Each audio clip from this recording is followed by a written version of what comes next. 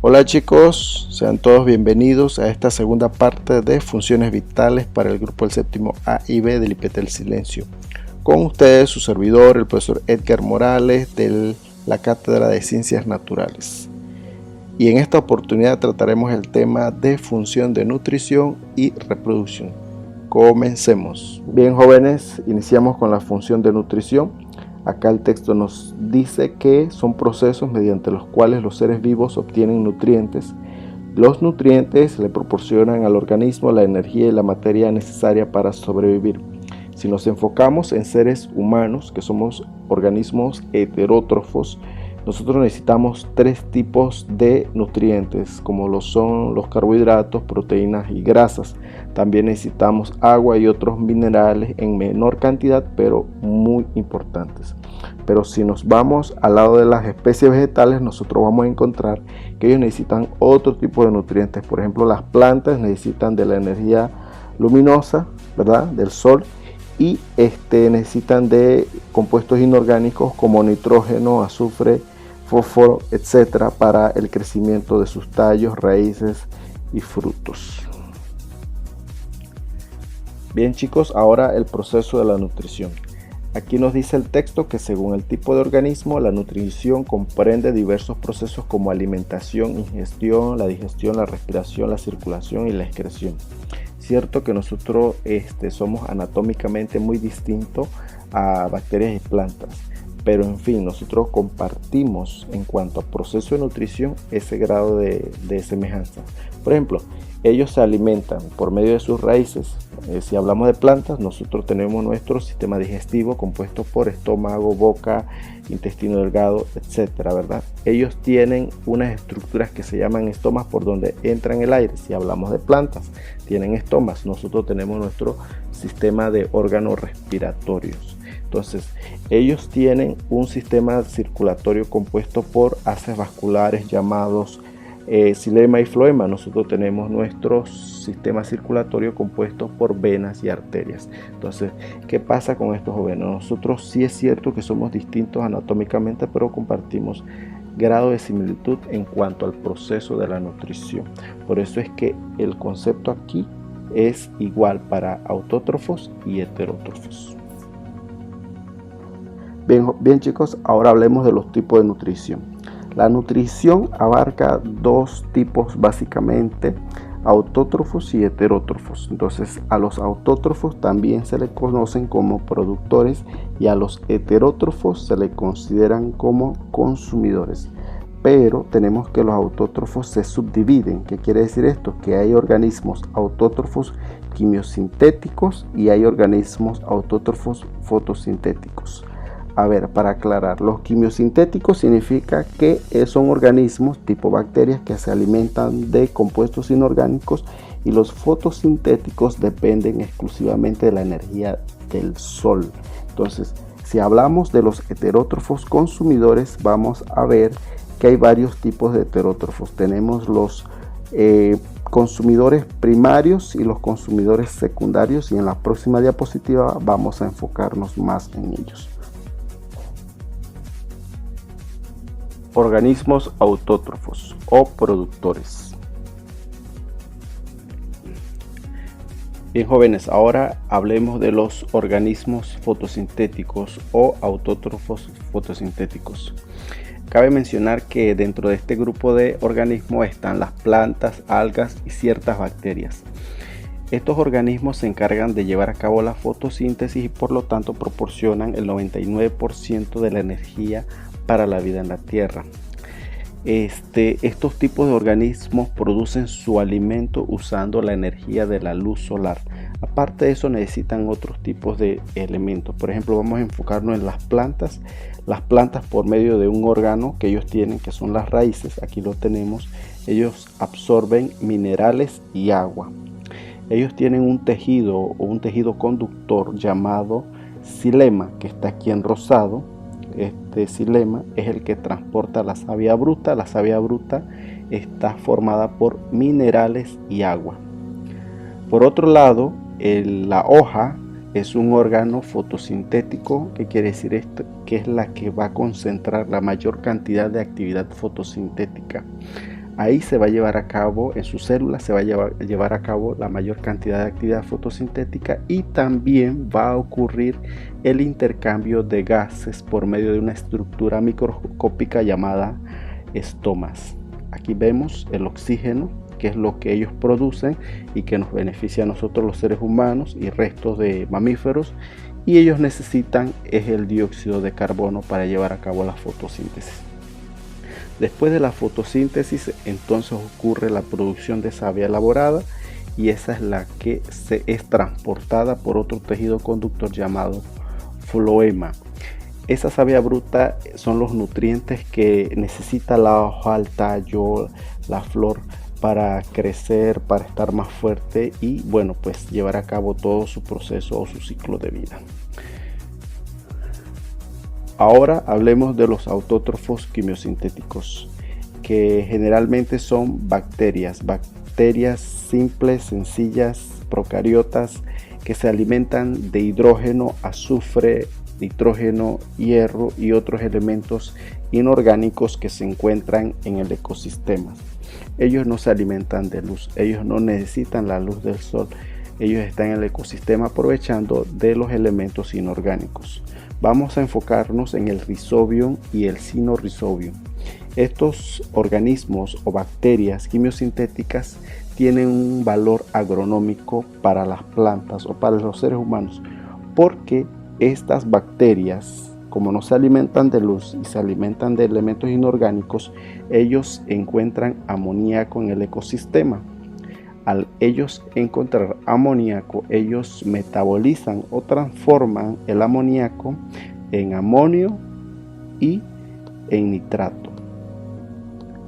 Estos dos elementos, el nitrato y el amonio, son parte muy importante del crecimiento de las plantas. Ellos fortalecen lo que son la producción, el crecimiento, la abundancia de hojas en las plantas, y una ausencia de este elemento de nitrógeno en la planta nosotros lo podemos observar cuando la planta tiene sus hojas amarillas y empiezan a caerse, empiezan a marchitarse. Bueno, una deficiencia de nitrógeno provoca eso. Entonces las plantas pueden encontrar amonio y nitrato en el ecosistema gracias a que estas bacterias existen en la naturaleza. En conclusión, no todas las bacterias son malas, hay otras que son muy malas, de verdad que sí, pero muchas desempeñan un trabajo muy importante para el equilibrio del ecosistema. Entonces, hay bacterias que fijan el nitrógeno, bacterias que fijan el azufre y hierro. Entonces, lo que les quiero decir es que por lo menos estas bacterias que fijan estos elementos son bacterias que nos dan algún tipo de beneficio, ya sea en el ecosistema o en el campo de la agricultura, pero nos dan un aporte muy importante. Organismos heterótrofos o consumidores.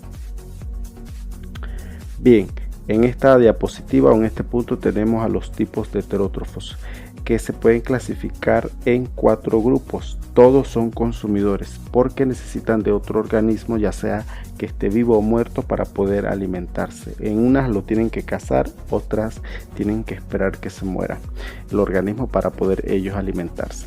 Dentro de los herbívoros tenemos a animales como el elefante, la cebra, las iguanas, muchas aves, algunos murciélagos que comen ya sea hierba o pasto, frutos o flores, o el polen, el néctar de las flores. Todos los organismos que necesitan de una planta para alimentarse son considerados herbívoros.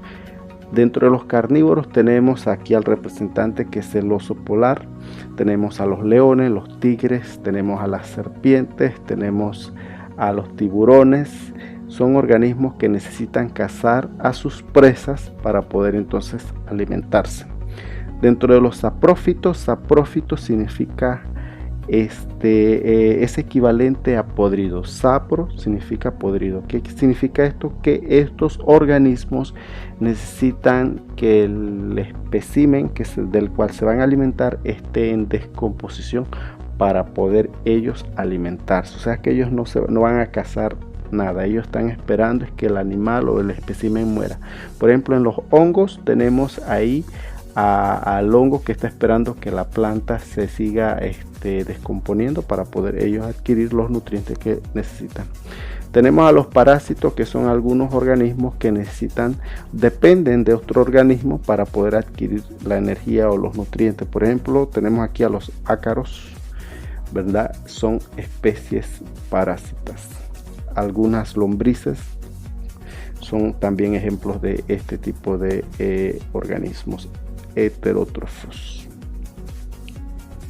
Bien chicos, en esta diapositiva tenemos representantes de especies heterótrofas o animales que pertenecen a nuestra fauna nacional.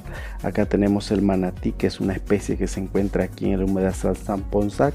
Es una especie protegida, también se le conoce como la vaca marina. Lamentablemente tiene peligro de extinción, igual que la tortuga carey que tenemos acá. También llega a desovar en las playas de Sansán, y también todas tienen este grado de peligro de extinción, igual que la rana dorada, que es patrimonio de la naturaleza aquí en Panamá, y nuestra ave nacional, el águila arpía, majestuosa como siempre, pero también está colocada en el grado de peligro o especie amenazada. Bien, tenemos la fortuna de contar con estos animales dentro de nuestra fauna, y debemos, como ciudadanos, en la medida de lo posible, tratar de cuidarlos, protegerlos y saber que ellas tienen esa representación de ser animales majestuosos y que son parte de nuestro patrimonio nacional. Función de reproducción. La función de reproducción incluye la reproducción sexual y la reproducción asexual. La función de reproducción asexual es propia de organismos como plantas y bacterias, y la reproducción sexual es de organismos animales, aves, reptiles y anfibios. La reproducción asexual no requiere la participación de dos individuos. Basta con un solo organismo para generar otro organismo vivo. Una de las desventajas de la reproducción asexual es que ella no genera variabilidad genética. Esto quiere decir que el descendiente del individuo va a ser idénticamente a su progenitor.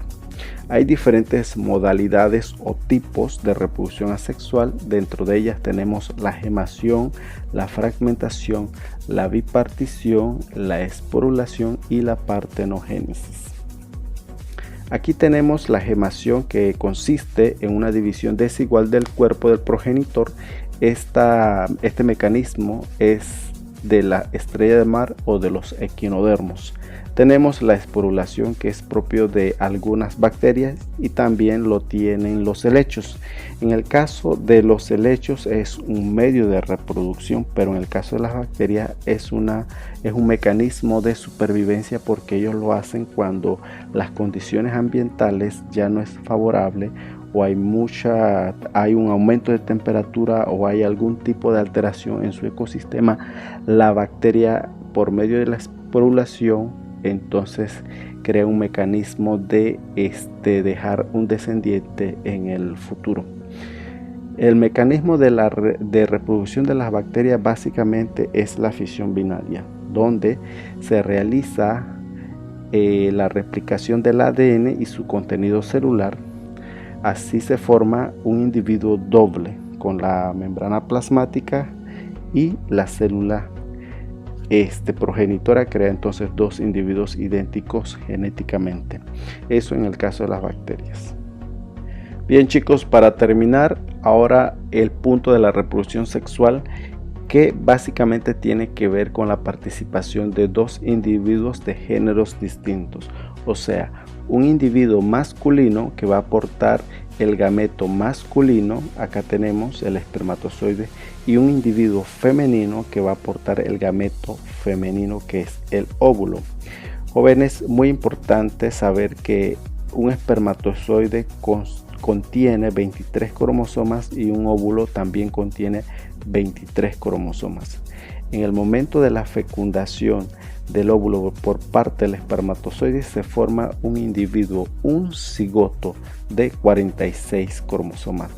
Como lo podemos ver en esta imagen, aquí tenemos un óvulo de 23 cromosomas, un espermatozoide de 23 cromosomas que forma un cigoto de 46 cromosomas. Entonces, después de la concepción, de lo que es la fecundación, inicia un proceso de desarrollo embrionario que básicamente es la formación, el desarrollo de todos los sistemas del cuerpo del individuo hasta convertirse entonces en feto. Después de que el individuo se haya convertido en feto, ocurre lo que es el nacimiento o el alumbramiento. La reproducción sexual también ocurre en plantas. En las plantas con flores específicamente, ellas tienen en sus flores anteras, que son estructuras masculinas, y tienen entonces también estructuras femeninas parecidas al ovario. Tienen una estructura femenina, que es donde la antera suelta su polen y cae entonces en el cuerpo fructífero de la flor, y entonces ahí se lleva a cabo entonces la reproducción sexual en plantas. Las plantas tienen tipos de reproducción sexual y también tienen tipos de reproducción asexual. Las plantas se reproducen asexualmente por estolones, por ácodos y otros tipos de mecanismos que la ingeniería, las industrias han aprovechado para generar en masa plantas. Bien chicos, eso es todo. Espero que haya sido de provecho esta información y que nos preparemos para la prueba, que es la próxima semana. Cualquier interrogante, estamos aquí a la orden. Se me cuidan mucho y ya saben, a estudiar bastante.